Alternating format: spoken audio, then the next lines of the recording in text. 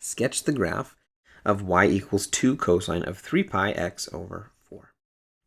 We'll start by finding the amplitude and the period. The amplitude of this function we get by the absolute value of the number in front, which is 2.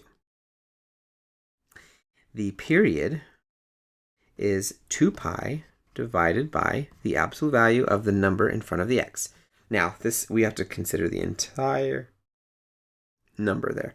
So 2 pi over 3 pi over 4. So let's go ahead and simplify that. We have 2 pi divided by a fraction, so times the reciprocal, which is 4 over 3 pi. The pi's will cancel, and we are left with 8 thirds. 8 thirds. All right, so that's our period. And so for our cosine function, we start at this number right here. So at 0, we'll start up at 2.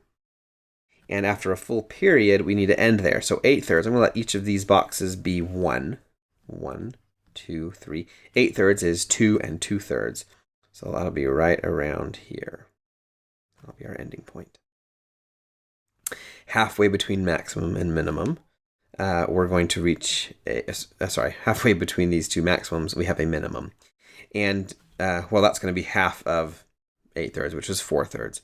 We'll have down at negative 2.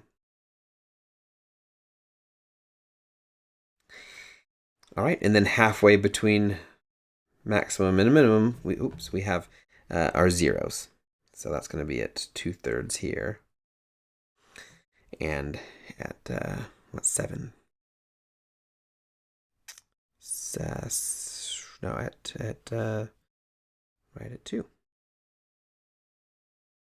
Okay, and then we can kind of draw our curve. It's nice and skinny here, so there we go. And that's one period. And of course we could complete that.